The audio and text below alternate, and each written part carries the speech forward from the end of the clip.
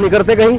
आज राहुल गांधी के घर ईडी चली जाओ, कल कोई साला छाती पिटने लग जाएंगे वहां दिल्ली में, उसमें लखनऊ में खड़े। धर्मेंद्र प्रधान जी शिक्षा मंत्री थे, हमें तो कोई दिक्कत नहीं थी, लेकिन एक व्यक्ति को जिम्मेदारी दी गई, वो नहीं निभा पा रहा था, तो प्रहलाद जोशी पहले आ जाना चाहिए। प्रधान ने मुगलों का नाम हटा करके एनसीईआरटी में जो है महाराणा प्रताप का नाम जोड़ा, पृथ्वीराज चौहान का नाम जोड़ा, इसलिए उनके खिलाफ साजिश में लगातार 2 दिन से बहस चल रही है। और बहस ये चल रही है कि भाई पिछली सरकारों में भी तो पेपर लीक होते थे, ये बहस होनी चाहिए या आगे क्या करना है, क्या नीति बनेगी, दोबारा पेपर लीक ना हो, या ये बहस होनी चाहिए। ये प्रोटेस्ट होना जरूरी था, आपको लगता है इससे बदलाव आया? प्रोटेस्ट होना बहुत जरूरी था और प्रोटेस्ट होनी भी चाहिए। अगर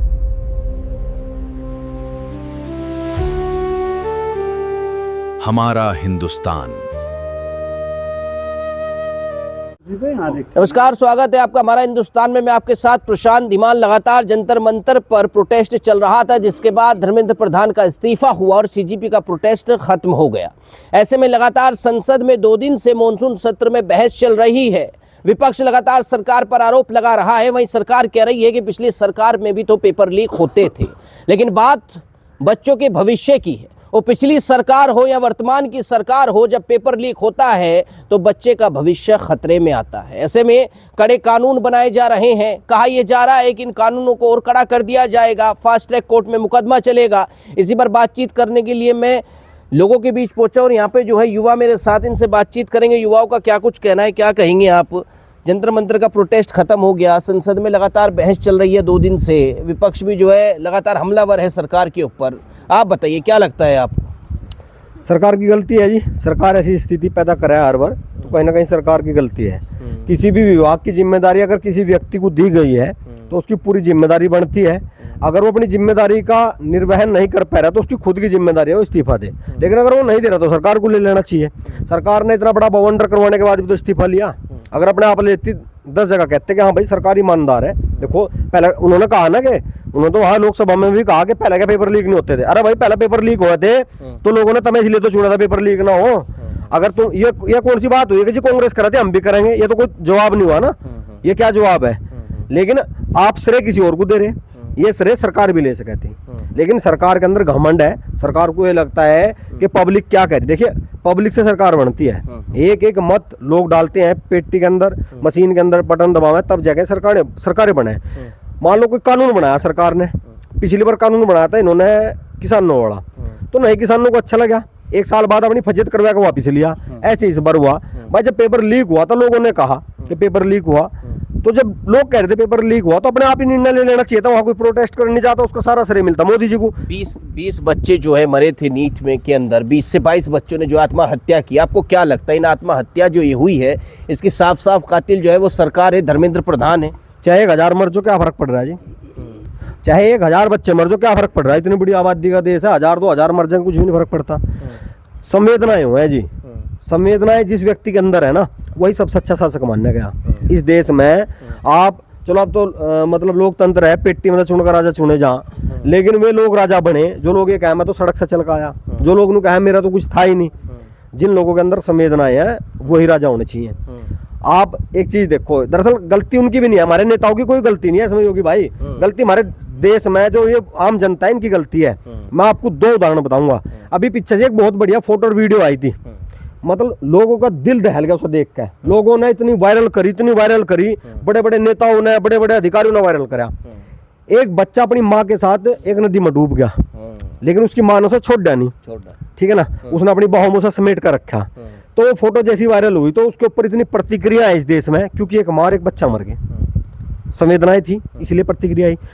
उल्टा इसी देश के अंदर अभी लखनऊ के अंदर एक कोचिंग सेंटर में आग लग गई जी, 22 बच्चे मरे। किसकी संवेदनाएं आई जी? देखिए आपने किसी का ट्विटर देखा, राहुल गांधी विपक्ष के बड़े नेता है उनका ट्विटर देखा है, अखिलेश यादव नेता पहुंचा नहीं विपक्ष। मेरे कहने का मतलब है यहाँ ये जो देश है संवेदनाओं से चलता है।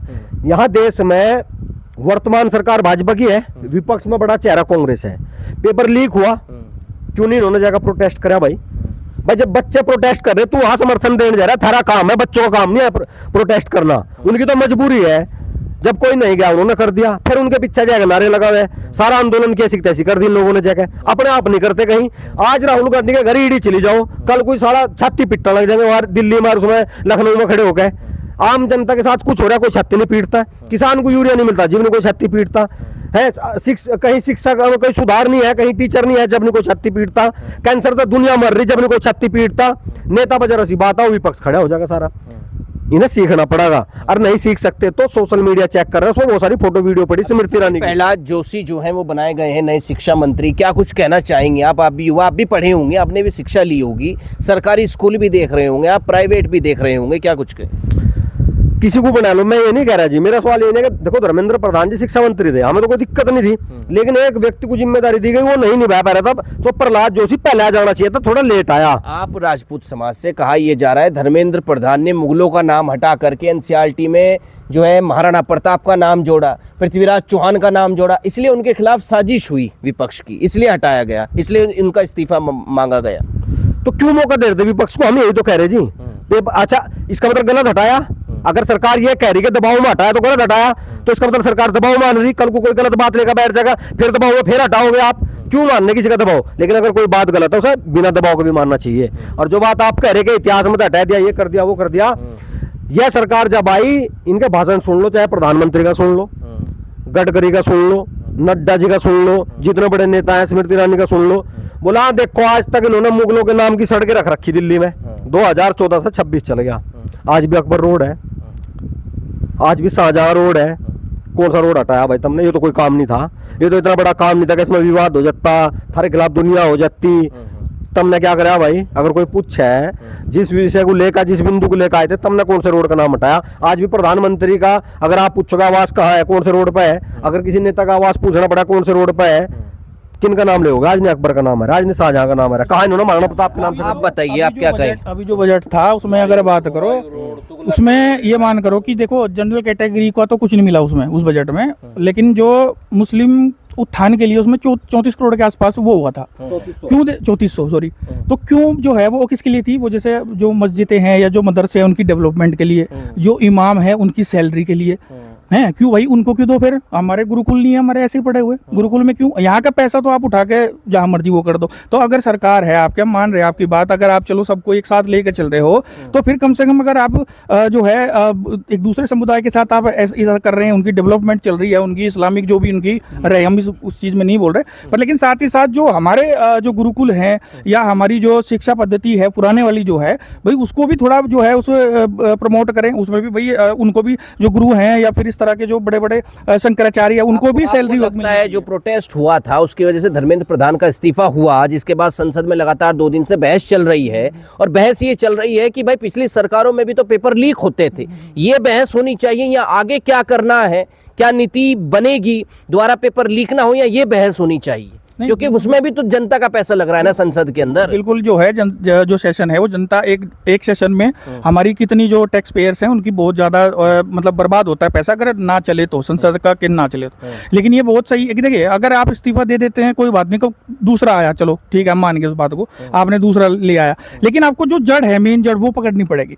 ठीक है, ये काने भाई साहब ने सही कहा कि भैया अगर दूसरा कर रहा है तो तुम भी वही थोड़ी करोगे, अब उन्हें छोड़ के तो आपको लाया गया, तो आप उसमें जो है कि आप भी यही बात लेके बैठोगे। उन्होंने 15 करवाया था जी, हमने 4, हमारे में तो 4 ही हुआ है। भाई 4 ही क्यों हुआ? वो जब आपको लाए हैं हम, आपको सब कुछ, वो 4 भी होना चाहिए। लेकिन ये कि सारी की सारी सरकार को भी थोपना गलत है कहीं ना कहीं। यार हम लोग भी भ्रष्ट थोड़े हो गए, भ्रष्ट। आज भी आप किसी डिपार्टमेंट में चला जाओ, वो सीधा बोलेगा 100 रुपये, जब तक वो साइन आपको मजबूर कर देगा, जब तक वो सिग्नेचर ना दे। ये प्रोटेस्ट होना जरूरी था, आपको लगता है इससे बदलाव आया? कुछ प्रोटेस्ट होना बहुत जरूरी था, और प्रोटेस्ट होने भी चाहिए। अगर नहीं तो कोई भी सरकार जो है तानाशाही बन जाएगी फिर। ठीक है, उसको ये लगेगा कि मेरे सामने कुछ है ही, जो मैंने करना। प्रोटेस्ट होने चाहिए, कोई गलत वाली बात नहीं है, आंदोलन बिल्कुल होने चाहिए, बहुत पहले से होते आ रहे हैं, अब भी होते आ रहे हैं। लेकिन उसमें है कि मेन मुद्दा जो है, लेकिन इस अगर मैं जंतर मंत्र की बात करूं तो जो मेन मुद्दे थे ना, उस चीज को जो एजुकेशन से वो थे वो बिल्कुल स्किप कर दिए गए। उसमें सिर्फ एक ही मुद्दा लेके नीट का चला गया जी, नीट यही चला। लेकिन बहुत समस्याएं हैं एजुकेशन सिस्टम में, हमारी समस्याएं हैं जिनमें देखो गलत बात का और गलत नीति का हम तो मतलब हर आदमी को विरोध करना चाहिए। आप ये मान लो कोई एक आदमी विधायक बन गया, एक ही तो आदमी विधायक बना, एक सरकार मतलब जो सी भी सरकार ने उसे टिकट दिया उससे बन गया मान लो, तो उसी का तो फायदा हुआ।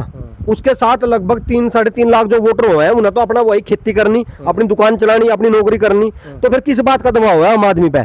आप एक बात बताओ, अभी अमित शाह जी का एक बयान है रहा भाई, जब तक हम आरक्षण नहीं हटने देने के। अभी मोहन भागवत जी का बयान आया, जब तक जरूरत है जब तक दिया जाएगा, जब तक ये लोग नहीं कहने देंगे तब तक। अच्छा एक बात तो बताओ मुझे, मैं तो मान रहा इस बात को, इन्होंने अभी क्या करा, इन्होंने ये कर दिया देश में मान लो जैसे नीट का पेपर हुआगा, तो जो जर्नल का बच्चा है मान लो उसके नंबर 100 में से 90 आने, जो ओबीसी का है उसके 65 आने, जो एससी का एसटी का है उसके 40 आने। तो 40 नंबर जब नहीं आ रहे थे तो सीट खाली थी, उन्होंने कोर्ट में लगा दिया। कोर्ट ने कहा सीट पूरी करो। पता है इन्होंने क्या कराया सीट पूरी करने के लिए?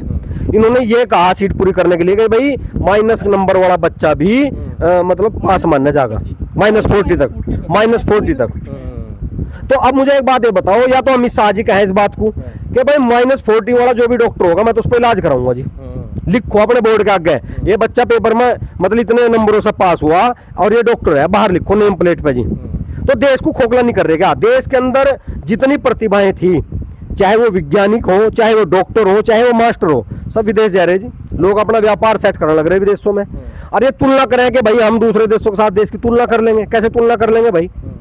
हम नहीं कह रहे, देखो जो जरूरतमंद है उस आरक्षण दो, कोई दिक्कत नहीं है। पर एक बात तो बताओ, एक आदमी आरक्षण से आईपीएस बन गया, एक आदमी आरक्षण से आईएएस बन गया, एक आदमी आरक्षण से मुख्यमंत्री बन गया। मायावती 4 बार मुख्यमंत्री रही, क्या उसे आज जरूरत है आरक्षण की? क्या आज भी वो दलित है मायावती जी? बताओ आप, दलित है क्या वो? जो आदमी एक बार सांसद बन गया क्या वो दलित रहेगा? जब वो इतने बड़े बड़े लोगों में बैठ रहा, पूरे देश की लोकसभा में बैठ रहा, वो दलित रह जाएगा क्या चाहते हैं अब जो है आरक्षण पे जो है जंतर मंतर पर भीड़ लगे? नहीं, हमें नहीं पता। देखिए, अरे मैं एक बात और बता रहा, लोग खुश हो रहे। अभी पीछे से जब इसका मामला चला था, ये सीजीपी क्या है या कोकरोच जनता पार्टी, तो लोग खुश हो गए, बोल रहा भाई कितने मिलियन हुए थे जी उसके? 24 मिलियन। तो 24 मिलियन कितने बैठे हैं जी? मतलब अगर काउंट करें कितने करोड़ बैठेंगे? नहीं जी, 24 करोड़ बैठे, 24 करोड़ बैठ गए। और जब अब प्रोटेस्ट हुआ, जब लोग वहां गए, घर बैठ कर फॉलो करना अलग बात है, यहाँ से घर से दिल्ली जाना अलग बात है। कितने आदमी होंगे दिल्ली प्रोटेस्ट में? कितने होंगे? तो यही कहते हैं भाई लाखों की संख्या में जो है आदमी आया है यहाँ पर। 10,000 प्लस आदमी होंगे जोर लगा के। जो आदमी प्रोग्राम करते हैं, जो सभाएं करते हैं, उन्हें अंदाजा रहा है कि कहाँ कितने आदमी बैठते हैं। तो करते ही 100 बाई 100 ऐसे और 100 ऐसे की जगह में अगर आप आदमी बिठाओगे तो 600 आदमी बैठ जाए, 700। हमें पता जंतर मंतर कितना बड़ा है, ठीक है ना? हमें पता कितने आदमी थे। ऊपर से फिर कांग्रेस के थे, समाजवादी के थे, बस सब लोग गए समर्थन करने वहाँ। तो मेरा कहने का मतलब ये है कि ये जो मुहिम चल गई ना, लोग सोच रहे हैं कि सोशल मीडिया पर कोई मुहिम चल गई, कतई नहीं होने का भाई। इसका एक ही तरीका है, जब भी देश में चुनाव हो अपनी बात रखो। आपका जो विधायक है उसके सामने अपनी बात रखो, आपका जो सांसद वोट मांगना है उसके आगे बात रखो। जब कोई सरकार अपना वो डालती है, घोषणा पत्र डालती है, मैनिफेस्टो डालती है, उसे देखो उसने उसमें क्या कहा। युवाओं की बात होनी जरूरी है। आप क्या कहेंगे चौधरी साहब? ऐसा लगता है भाई युवाओं की बात होनी जरूरी है? ना, बिल्कुल युवाओं की बात तो, बच्चों की बात है। बुजुर्ग हैं, बुजुर्ग भी तो अपने बच्चों को किस लिए पढ़ा रहे, कितना पैसा खर्च कर रहे, जो उन्हें बच्चों को आरक्षण की वजह से पीछे हट गए।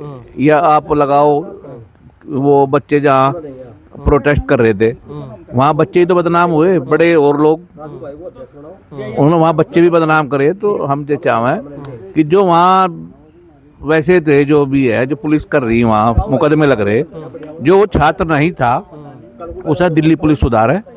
और एक मैं तो माँ बाप को भी कहूँगा, बच्चों के जिनके बच्चे, उनकी वीडियो भी आई, जिनके बच्चों ने वहाँ गालियाँ दी, तो पढ़ाई से पहले संस्कार भी दें। संस्कार भी दें। कहा जा रहा है भाई प्रधानमंत्री मोदी जी को जो है गालियां दी गई और गालियों के पोस्टर लहराए गए।